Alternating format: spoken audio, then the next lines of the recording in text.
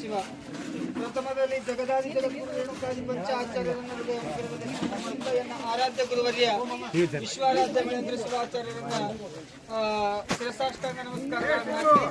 ಇವತ್ತಿನ ದಿವಸ ಕೃಪೆಗೆ ಪಾತ್ರರಾಗಬೇಕನ್ನೋ ಕಾರಣಕ್ಕಾಗಿ ಈ ಕಾರ್ಯಕ್ರಮವನ್ನು ಹಮ್ಮಿಕೊಂಡಿದ್ದಾರೆ. ಆ ಪರಮೇಶ್ವರ್ ಅವರಿಗೆ ತಾವು ಗುರುವಿನ ಮ್ಯಾಗ ಎಷ್ಟು ಭಕ್ತಿಯಪ್ಪ ಅಂತಂದ್ರ ಮಹೇಂದ್ರ ಶಿವಾಚಾರ್ಯರ ಪಾಪಗಳಪ್ಪ ಅಂತಂದ್ರೆ ಬಹಳ ದೊಡ್ಡ ಪ್ರೀತಿ. ಅದಕ್ಕೆ ಅಪ್ಪವರು ಕೂಡ ಅವ್ರ ಕರೆಗೆ ಹೋಗ್ಕೊಟ್ಟು ಎಷ್ಟೇ ಕಾರ್ಯಕ್ರಮಗಳಿದ್ರು ಅವು ಬದಿಗಿಟ್ಟು ಇವತ್ತಿನ ದಿನ ಈ ಗ್ರಾಮಕ್ಕೆ ಆಗಮಿಸಿದ್ದಾರೆ. ಜಳಕಿ ಗ್ರಾಮಕ್ಕೆ ಬಂದು ಪರಮೇಶ್ವರರಿಗೆ ಆಶೀರ್ವಾದ ಮಾಡಿದ್ದಾರೆ. ಅವರು ಕೂಡ ಗುರುವಿನ ತುಲಾಭಾರ ಕಾರ್ಯಕ್ರಮವನ್ನ ಮಾಡಿ ತಾವು ಕೂಡ ಗುರುವಿನ ಕೃಪೆಗೆ ಪಾತ್ರರಾಗ್ತಾರಂತಕ್ಕಂಥ ಮಾತನ್ನ ಹೇಳಿ ಇನ್ನು ತುಲಾಭಾರ ಕಾರ್ಯಕ್ರಮವನ್ನು ನಡೆಸಿಕೊಡ್ತಿದ್ದೇವೆ. ಸದ್ಗುರು ವಿಶ್ವಾರಾಧ್ಯ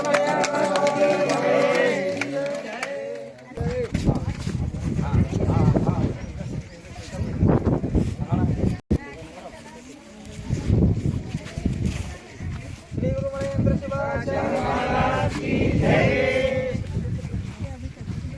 ಚಲೋ ಈ ಕಡೆ ನೋಡ್ರಿ.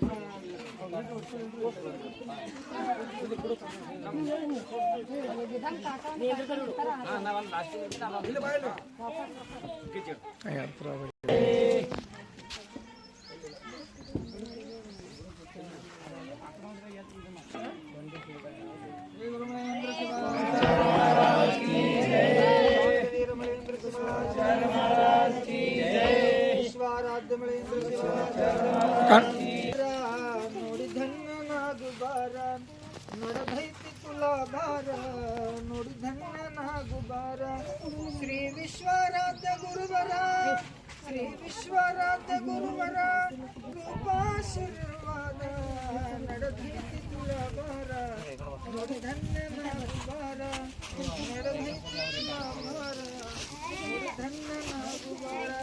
ಸಾಂಬಜಯ ನಮ ಪಾರ್ವತೀಶ್ವರ ಮಹಾದೇವ ಕಿ ಜೈ. ಶಾಂತವೀರ ಮಹೇಂದ್ರ ಶಿವಾಚಾರ್ಯ ಕಿ ಜೈ. ಭೀಮಾಶಂಕರ್ ನಂಗಲ್ಲಿ ಕೂಡ ಅನಂತ ಭಕ್ತಿಯ ಪ್ರಣಾಮಗಳನ್ನು ಸಮರ್ಪಣೆ ಮಾಡಿ ಈ ಒಂದು ಶ್ರೀ ಸನ್ಮಾನ ನಮ್ಮ ಪರಮೇಶ್ವರ್ ಮಲ್ಲಿನಾಥ್ ರೇವೂರ್ ಸಾಕಿನ್ ಜಳಕಿ ಕೆ ಅವರ ಮನೆಯ ಗೃಹ ಪ್ರವೇಶದ ನಿಮಿತ್ತವಾಗಿ ಹಮ್ಮಿಕೊಂಡಿರುವಂತಹ ಗುರುಗಳ ತುಲಾಭಾರ ಸಮಾರಂಭದೊಳಗ ಈ ಮನೆಯ ಗೃಹ ಪ್ರವೇಶದೊಳಗ ಗುರು ಪ್ರವೇಶದೊಳಗ ಪಾಲ್ಗೊಂಡಿರುವಂತಹ ಸಮಸ್ತ ರೇವೂರ್ ನಂದರ್ಗಿ ಹಾಗೂ ಈ ಊರಿನ ಸಮಸ್ತ ಎಲ್ಲ ಚಾಟಿ ಹಾಗೂ ಎಲ್ಲ ಈ ಊರಿನ ಸಮಸ್ತ ಎಲ್ಲ ಮಹಾಜನರೇ ತಾಯಂದ್ರೆ ತಮ್ಮೆಲ್ಲರಿಗೆ ಶರಣಾರ್ಥಿಗಳು.